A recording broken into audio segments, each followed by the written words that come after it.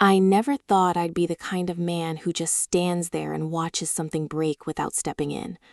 I've always been the fixer, the one who smooths things over, who keeps the peace even when it costs me more than it should. That's how I raised my son. That's how I built my marriage. 42 years with the same woman, and not once did I let anyone disrespect her.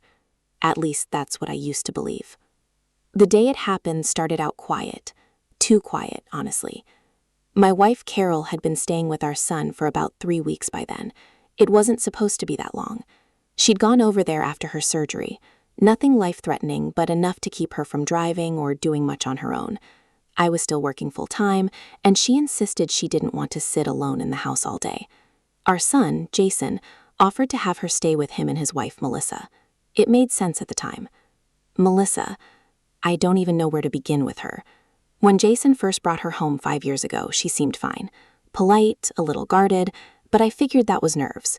She worked in marketing, always on her phone, always talking about clients and deadlines like her life depended on it. Not my kind of person, but she made my son happy. That was enough for me. Carol wasn't as convinced. She never said anything outright, but I could tell. Little things. The way Melissa would correct her in conversation, or ignore her suggestions, or roll her eyes when she thought no one was looking. It wasn't open hostility, just a steady drip of disrespect that you could almost miss if you weren't paying attention. I told Carol she was reading too much into it. I told her to give Melissa time. I've replayed those conversations in my head more times than I can count. That morning, I got off work early. Something about a canceled meeting. I figured I'd swing by Jason's place, surprise Carol, maybe take her out for lunch. It had been a while since we'd had a moment to ourselves. Their house sat in one of those newer suburban developments. Clean sidewalks, identical mailboxes, the kind of place where everything looks perfect from the outside. I remember thinking as I pulled into the driveway how quiet it felt. No music, no TV noise, nothing. Then I saw the suitcase. It was sitting in the yard, right near the walkway, half open. Clothes spilling out onto the grass like someone had just dumped it there in a hurry. At first, I thought maybe they were packing for something, or maybe Jason had taken it out of the car and dropped it. But then I saw Carol's sweater, the blue one she'd had for years, the one she always wore when she felt cold. It was lying in the dirt. Something in my chest tightened. I got out of the car, slow at first, like my body was trying to catch up with what my brain was already starting to understand. With each step closer, it got worse. Her shoes were there too, her toiletries bag, unzipped, things scattered everywhere. It didn't look like packing. It looked like someone had thrown her out. I heard the front door open before I even reached the porch. Melissa stepped out, phone in hand, like she'd just finished a call. She saw me and froze for a second. Then her expression shifted into something I can only describe as annoyed. "Oh," she said, like I was an inconvenience. "You're here." I didn't answer right away. I just looked at her, then at the suitcase, then back at her. "What is this?" I finally asked, my voice lower than I expected. She glanced at the yard, then shrugged. "That? It's trash." For a second, I honestly thought I misheard her. "What did you just say?" She rolled her eyes, like I was being difficult. "I said it's trash. I'm cleaning out the house. Your wife has been here long enough, don't you think?" My hands curled into fists before I even realized it. "Where is Carol?" "Inside," she said, packing the rest of her stuff. Or at least she should be. I pushed past her without another word. The living room was spotless, almost unnaturally so, like someone had staged it for a showing. No sign of Carol anywhere. I called her name once, then again, louder. I found her in the guest bedroom. She was sitting on the edge of the bed, another suitcase open in front of her. Her hands were shaking as she folded a blouse, carefully, like if she did it right, none of this would be real. When she looked up at me, her eyes were red, not from just crying, but from holding it in for too long. "Hey," she said softly, like nothing was wrong. "You're early." That broke something in me. "What is going on?" I asked, stepping closer. "Why are your things in the yard?" She hesitated, just for a second, and in that second, I knew everything. "It's okay," she said. "Melissa just wants her space back. I've been here a while." "Carol." She stopped talking. "You don't get thrown out like this because someone wants their space. What happened?" Her lips pressed together, and I could see the internal battle playing out on her face. She didn't want to tell me, not because there was nothing to say, but because there was too much. "It's not a big deal," she said finally, but her voice cracked. "We had a disagreement this morning about the kitchen. I moved some things around, and she didn't like it." "A disagreement?" I repeated. that leads to this? I gestured toward the window, where I knew her belongings were still scattered across the lawn. Before she could answer, Melissa's voice cut in from the doorway. I told you I'm done with this, she said, arms crossed. I'm not going to keep repeating myself. I turned to face her, and whatever restraint I had left was hanging by a thread. You threw my wife's things into the yard, I said, and you're calling it trash. Do you hear yourself? She didn't even flinch. She's been overstepping since the day she got here, rearranging my kitchen, criticizing how I run my house, acting like she owns the place. I've had enough. Carol shook her head quickly. I was just trying to help. No one asked you to help, Melissa snapped. This is my home, not yours. I looked at Carol, then back at Melissa. She's your husband's mother. And, Melissa shot back, that doesn't give her the right to take over my life. Take over your life? I repeated, disbelief creeping into my voice. She's been recovering from surgery. She can barely lift a pot, let alone take over anything. Melissa let out a short, humorless laugh. Oh, please, don't act like she's some helpless victim. She knows exactly what she's doing. I took a step toward her. And what exactly is that? Undermining me, she said without hesitation. In my own house, in front of my husband. Jason. Where is he? I asked. Melissa hesitated for the first time. Just a flicker, but I caught it. He's at work, she said. He knows what's going on. I stared at her, searching for something. Guilt, doubt, anything. But her face was set. You talked to him about this? I asked. Of course I did, she said. And he agrees. It's time for your wife to go. The words hit harder than anything else she'd said. Jason agrees. I felt something cold settle in my chest. Carol looked down, her shoulders curling inward like she was trying to make herself smaller. He said it might be better if I came home for a while, she murmured, just until things calmed down. By throwing your things into the yard? I said, my voice rising despite myself. Melissa shrugged again. I was making a point. I laughed then, but there was nothing funny about it. A point, I repeated. You call this a point? I walked past her, back out to the yard. The sight of Carol's belongings scattered across the grass hit me all over again, harder this time. I bent down and picked up her sweater, brushing the dirt off as best I could. My hands were shaking now, not from confusion, but from something much sharper. Anger. Not the loud, explosive kind, the quiet kind that sits in your gut and spreads, slow and steady, until it touches everything. I gathered as much as I could carry and brought it back inside. Melissa didn't move to help. She just stood there, watching, like none of this had anything to do with her. Carol tried to take some of the load from me, but I shook my head. I've got it, I said. We worked in silence for a few minutes, bringing everything in piece by piece. Melissa stayed in the doorway, arms still crossed, like she was guarding something. When we were done, I closed the suitcase and set it by the door. Get your things, I told Carol gently. We're leaving. She nodded, wiping at her eyes. Okay. As she moved back toward the bedroom, I turned to Melissa one last time. You think this is your house? I said quietly. She lifted her chin. It is. I held her gaze for a long moment, letting the silence stretch. All right, I said finally. We'll see about that. She smirked, like I'd just made an empty threat. Maybe she thought I was the same man who kept the peace at any cost. She was about to find out I wasn't. I didn't say another word to her after that. There was no point. Some people don't hear you, no matter how loud you speak, and Melissa had made it clear she wasn't interested in listening to anything that didn't validate her own version of reality. So I focused on what mattered, getting Carol out of that house with whatever dignity she still had left. The drive home was quiet. Not the comfortable kind of quiet we'd shared for decades, where silence felt like peace. This one was heavy, like the air itself was pressing down on us. Carol sat in the passenger seat with her hands folded in her lap, staring straight ahead. Every now and then, I'd catch her wiping at her cheek, quick, like she didn't want me to notice. I noticed everything. You don't have to pretend with me, I said finally, keeping my eyes on the road. I'm not pretending, she replied, her voice soft but strained. I just don't want to make it worse. It's already worse, I said. She threw your things into the yard, Carol. She flinched slightly at that, like even hearing it out loud made it more real. I shouldn't have moved her things, she said after a moment. It was her kitchen. I gripped the steering wheel tire. You rearranged a few cabinets. That's not a crime. It is if it makes someone feel like they don't have control in their own home, she said. I know how that feels. That caught me off guard. What does that mean? She hesitated, then shook her head. Nothing. I understand why she got upset. No, I said firmly. You're doing it again. Doing what? Taking the blame for something that isn't your fault. She didn't respond to that, just turned her face slightly toward the window, watching the houses pass by like she was trying to disappear into the scenery. That's when it hit me, harder than before. This wasn't just about Melissa being disrespectful. This was about Carol shrinking herself to make other people comfortable.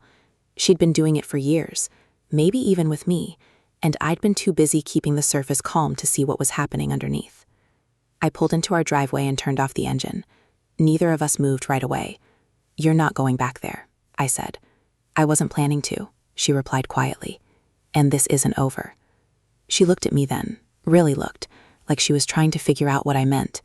What are you going to do? I didn't answer right away, because the truth was, I didn't fully know yet. But I knew one thing for certain. I'm not letting her get away with this, I said. Carol sighed, a tired, worn-out sound. Please don't make it bigger than it already is. It's Jason's home too. I don't want to cause problems between you and him. I let out a short breath. That ship sailed the second he agreed to this. Her expression tightened, and I immediately knew I'd hit something sensitive. He didn't mean it like that, she said quickly. He was just trying to keep the peace. I almost laughed at that, but there was nothing funny about it. Funny, I said instead. That sounds familiar. She didn't respond, but the look she gave me said everything.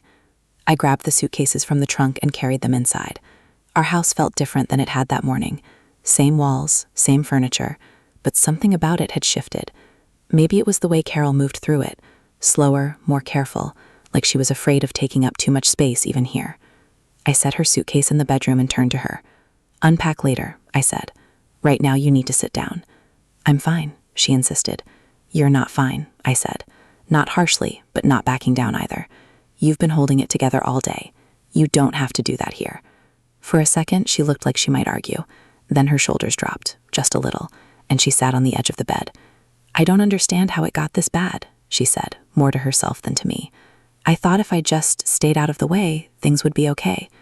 That's the problem, I said. You stayed out of the way. She looked up at me, confused. You gave her room to treat you like you didn't matter, I continued, and she took it. That's not fair, she said softly. She's under a lot of stress. Work, the house, everything. Stop defending her, I snapped, sharper than I intended. She went quiet immediately, and guilt hit me just as fast as the anger. I exhaled, running a hand over my face.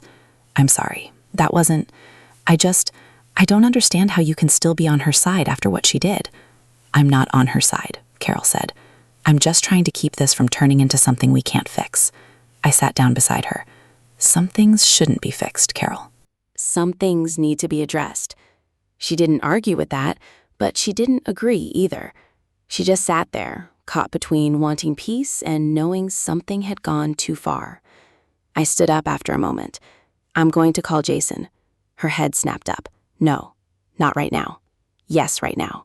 Please, she said, and there was something in her voice that made me pause. Let him come to us. Don't ambush him. I considered that. Part of me wanted to pick up the phone and demand answers immediately, but another part of me knew she was right. If I went in hot, Jason would shut down or get defensive, and then we'd be arguing about tone instead of what actually happened. Fine, I said, but I'm not waiting long. She nodded, relieved. The rest of the afternoon passed in a strange, suspended state. Carol moved around the house, putting things back where they belonged, like she was trying to reclaim some sense of normalcy. I watched her more than I usually would, noticing the small hesitations, the way she second-guessed simple decisions. It made something in me tighten. Around 6, my phone buzzed. Jason. I stared at his name on the screen for a second before answering. Hey, Dad, he said, his voice cautious. Mom made it home okay? I let out a slow breath. She did. Good, he replied. I was going to call earlier, but things have been kind of complicated, I cut in. Yeah, he said, sounding almost relieved that I'd said it first. You know how it is. No, I said flatly. I don't think I do. There was a pause on the other end. Look, Jason continued. Melissa's been really stressed lately. Work's been crazy and having Mom there. Having your mother there after surgery was too much for your wife, I interrupted. It's not like that, he said quickly. It's just they have different ways of doing things. It caused tension. Tension, I repeated. Is that what you're calling it? What else would you call it? I clenched my jaw. I'd call it your wife throwing your mother's belongings into the yard and calling them trash. Silence. You saw that? He asked quietly. I did. Another pause, longer this time. She shouldn't have done that, he admitted. I told her that. But you still agreed it was time for your mother to leave. He sighed. Dad, I was trying to keep the situation from escalating. And this is your idea of not escalating? I shot back. Letting your wife humiliate your mother? It wasn't supposed to go that far, he said, his voice tightening. I thought Melissa would just talk to her, set some boundaries. Boundaries, I said. Jason, there's a difference between setting boundaries and throwing someone out like they're garbage. I know that, he snapped. You think I don't know that? Then why didn't you stop it? That question hung in the air between us, heavy and unavoidable. I wasn't there, he said finally. That's not an answer. It's the truth, he insisted. I was at work. By the time I got her texts, everything had already happened. And you didn't come home? Another silence. I didn't think it would help, he said. I closed my eyes for a second, trying to keep my voice steady. Your mother needed you. I know, he said, and for the first time I heard something real in his voice. I didn't know how to fix it. I almost said, that's your job, but I stopped myself. Because the truth was, I'd raised him to avoid conflict, to smooth things over. To keep the peace even when it cost him, just like me. Well, I said after a moment, I'm going to fix it. What does that mean? He asked, wary. It means your wife crossed a line, I said, and I'm not going to pretend she didn't. Dad, I'm not asking your permission, Jason. He went quiet again, and I could practically hear him thinking, weighing his options, trying to figure out how to navigate this without making it worse. Just don't do anything drastic, he said finally. I almost smiled at that. Too late. I'll talk to Melissa, he added. We'll figure something out. Good, I said, because I already have. He didn't ask what I meant. Maybe he didn't want to know.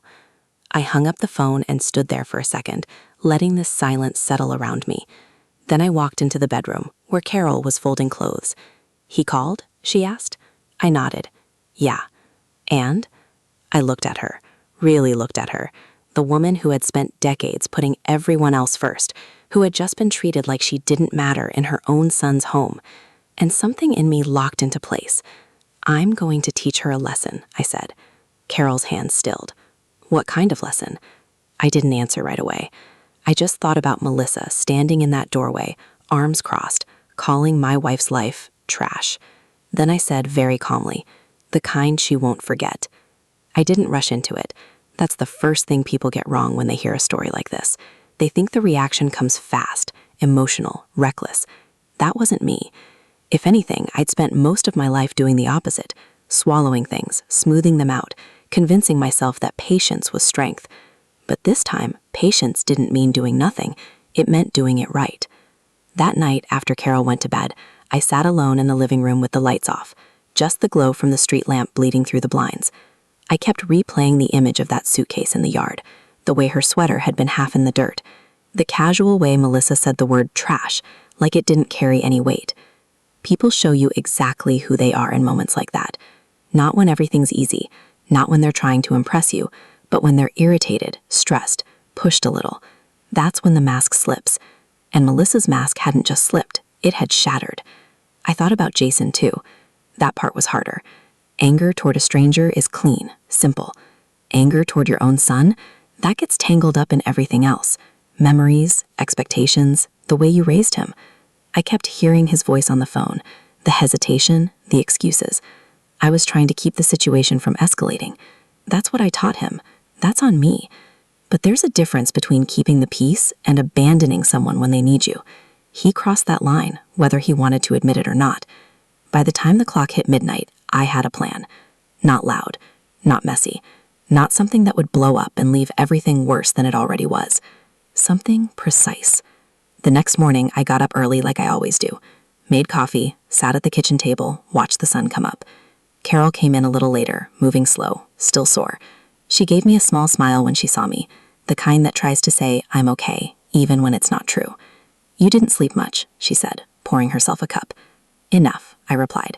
She sat across from me, wrapping her hands around the mug. I've been thinking, she said carefully, maybe I should call Melissa, try to clear the air. No, I said immediately. She blinked. No? No, I repeated, calmer this time. You're not apologizing to someone who treated you like that. I wouldn't be apologizing, she said, just talking. About what? I asked. About how she threw your belongings into the yard? About how she called them trash? What exactly is there to clear? Carol sighed, looking down into her coffee. I just don't want this to turn into something permanent. It already is something permanent, I said. You don't come back from that by pretending it didn't happen. She didn't argue, but I could see the conflict in her. She'd spent a lifetime believing that relationships could be saved if you just tried hard enough. I used to believe that too. Trust me, I said, softer now. I've got this.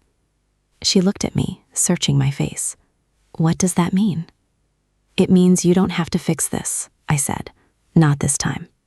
She held my gaze for a second, then nodded slowly. Not because she fully agreed, but because she trusted me. That trust mattered more than anything. Around 10, I made a few calls. Nothing dramatic, just quiet conversations. Information, confirmations, pieces falling into place. By noon, I was back in my car. I didn't tell Carol where I was going. I just said I had errands to run. She didn't push. The drive to Jason's house felt different this time. Yesterday, I'd pulled in expecting a normal visit. Maybe lunch, maybe a quiet afternoon. Today, I knew exactly what I was walking into. Melissa's car was in the driveway. Jason's wasn't. Perfect. I parked on the street instead of the driveway, just to give myself a second before stepping out. I looked at the house, neat and polished like always. You'd never know what had happened there less than 24 hours ago. I got out and walked up to the front door. Knocked once. Firm. It took a few seconds, but eventually I heard footsteps. The door opened. And there she was. Melissa.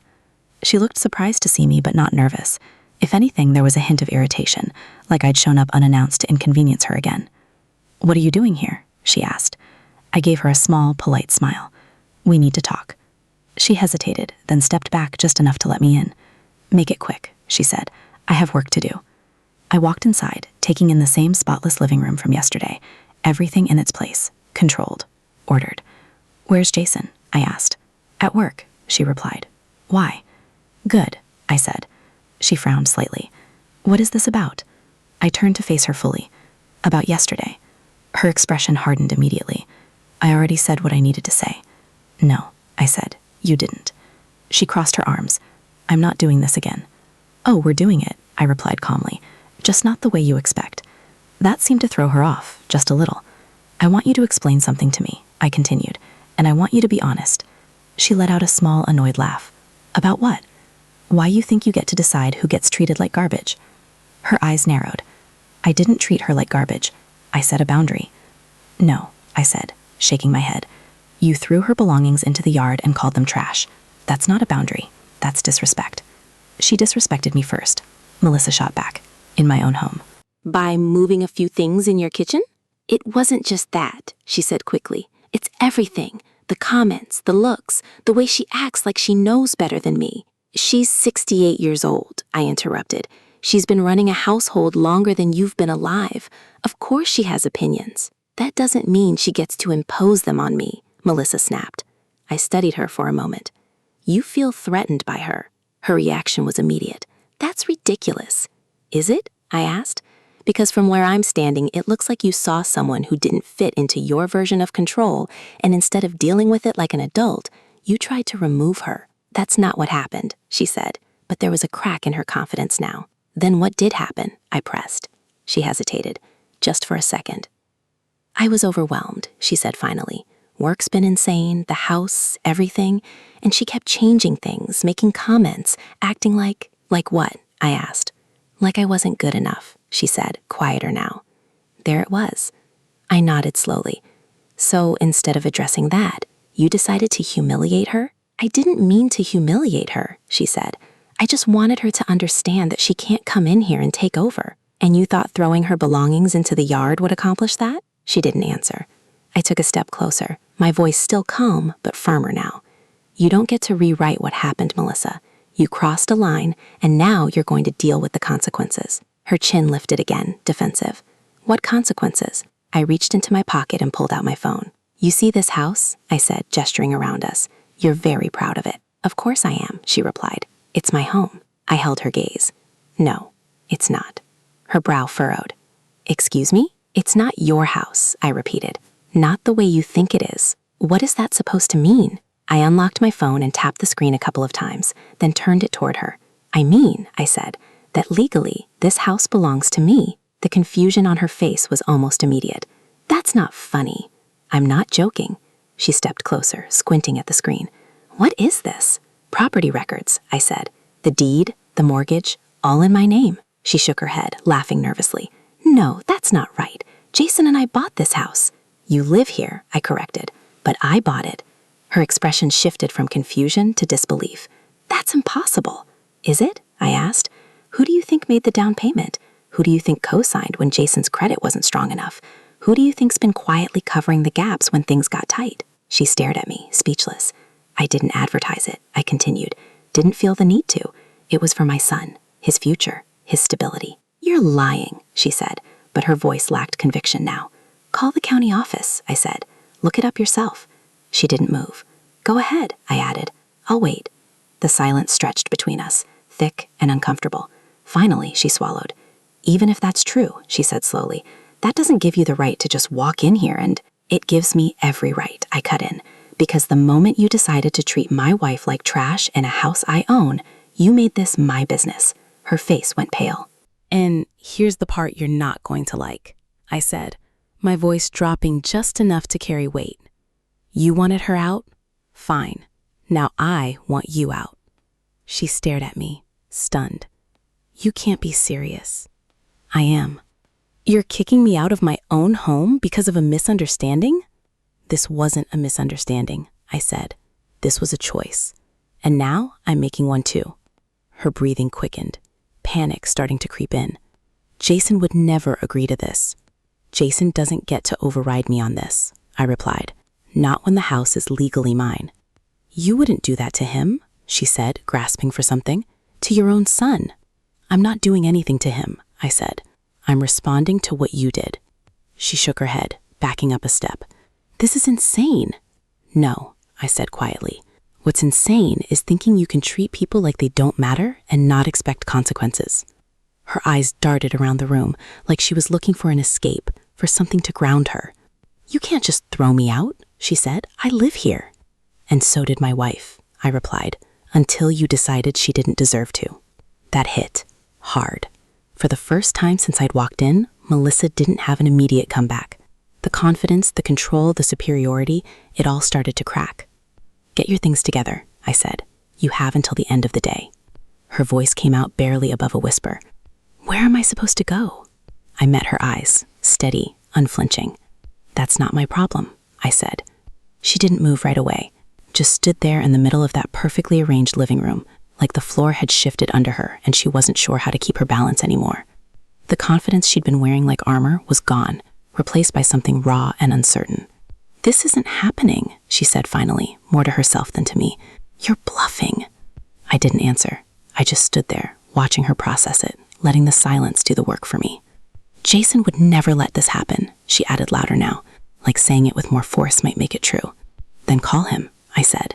She hesitated for a second, then grabbed her phone off the counter with shaky hands. I could see the shift in her now.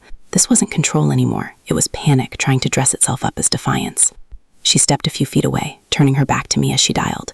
I didn't try to listen, but in a house that quiet, I didn't have to. Jason, she said the second he picked up, your dad is here and he's saying insane things.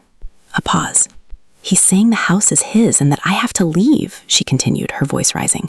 Tell him that's not true. Tell him this is our house. Another pause, longer this time. Her posture stiffened. What do you mean? She asked, her voice dropping. Jason, what do you mean you knew? I didn't move. I didn't need to. Whatever Jason was saying on the other end of that call, it was the truth.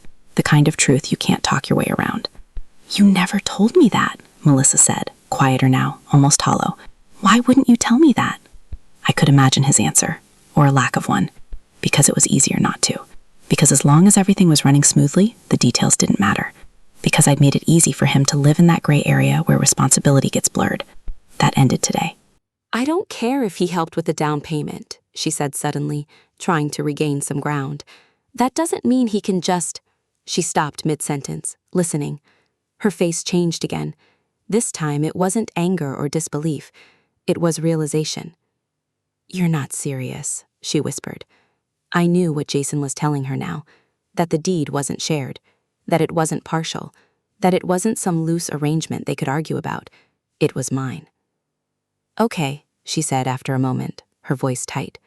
Okay, fine. I'll talk to him. Just come home early, all right? She hung up without waiting for a response.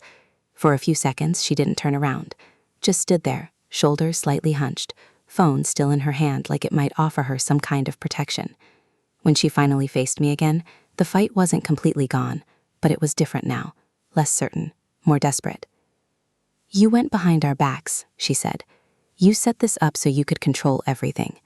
I shook my head slowly. No, I set it up so my son wouldn't struggle. Control was never the goal. Well, it looks like control to me, she shot back, showing up out of nowhere, threatening to kick me out. I'm not threatening you, I said. I'm telling you what's happening. Her eyes flashed. Over one argument? This isn't about one argument, I said. It's about how you handled it. It's about what you think is acceptable. I was pushed, she insisted. You don't understand what it's been like. You're right, I cut in.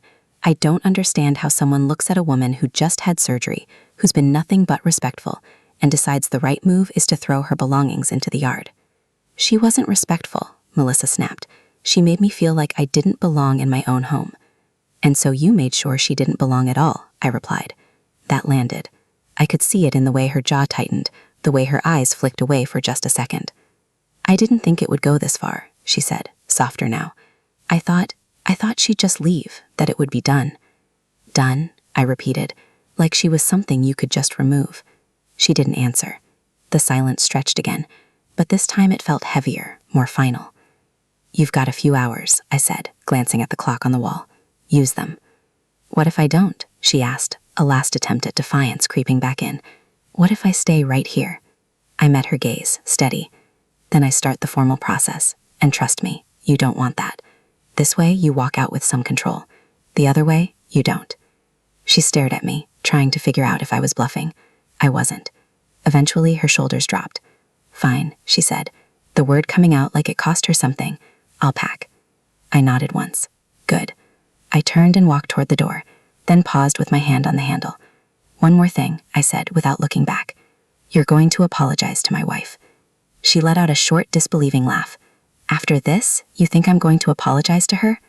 Yes, I said, turning slightly so she could see my face. I do. And if I don't? I held her gaze. Then you leave knowing exactly who you are, and eventually that catches up to you. She didn't respond to that. Maybe because she didn't have an answer. Maybe because part of her already knew.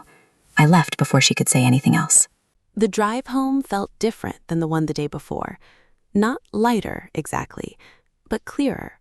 Like something that had been sitting unresolved finally had a direction. When I walked through the front door, Carol was in the kitchen, standing by the stove. She turned when she heard me, a question already in her eyes. You were gone a while, she said. I had something to take care of, I replied. She studied my face, searching for clues. Did you go see them? I did. Her hand stilled. And? I took a breath, not because I wasn't sure what to say, but because I knew what it would mean once I said it. I told her to leave, I said. Carol blinked. You told Melissa to leave? Yes. Silence filled the space between us. You can't just do that, she said finally, though there wasn't much conviction behind it. That's their home. It's my house, I corrected gently, legally. Her brow furrowed. What do you mean? So I told her about the down payment, the paperwork, the decisions I'd made years ago to make sure Jason had a place to start his life without drowning in debt, about how I'd kept it quiet because it didn't feel like something that needed to be said. Carol listened without interrupting, her expression shifting from confusion to surprise, then something more complicated. You never told me that, she said. I didn't think it mattered, I replied, until now. And Jason knew? Yes. She let out a slow breath, processing that.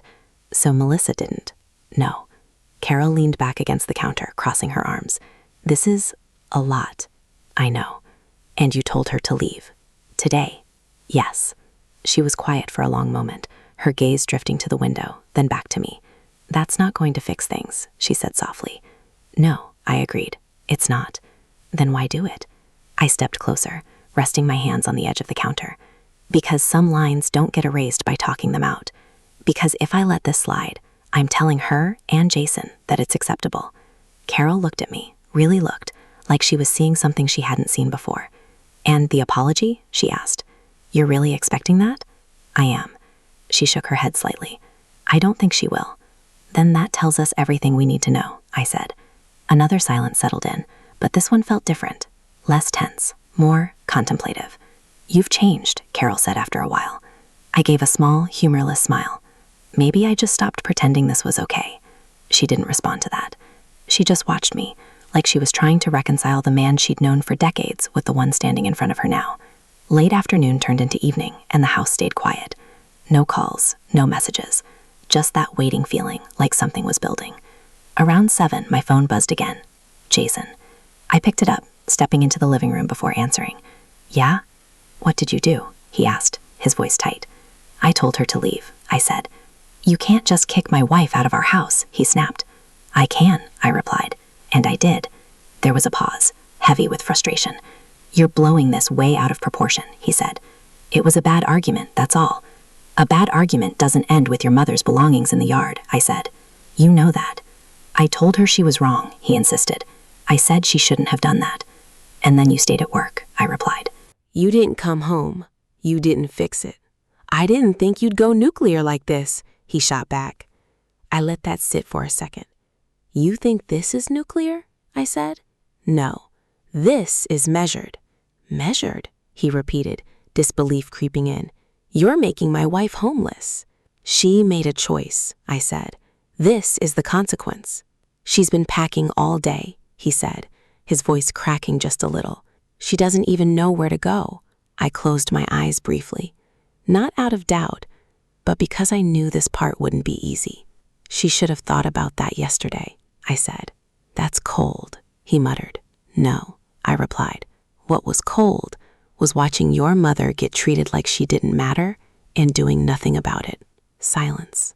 Then, quieter, what do you want me to do? There it was. Not anger, not defiance. Uncertainty. I want you to decide what kind of man you're going to be, I said. He didn't answer right away. I'm coming over, he said finally. Good, I replied. We'll talk then. I hung up and stood there for a moment, the phone still in my hand. When I walked back into the kitchen, Carol looked up at me. He's coming, isn't he? She asked. Yeah, I said. Her expression tightened, a mix of nerves and something else I couldn't quite name. And her? She asked. I met her eyes. She'll be here too, I said, one way or another.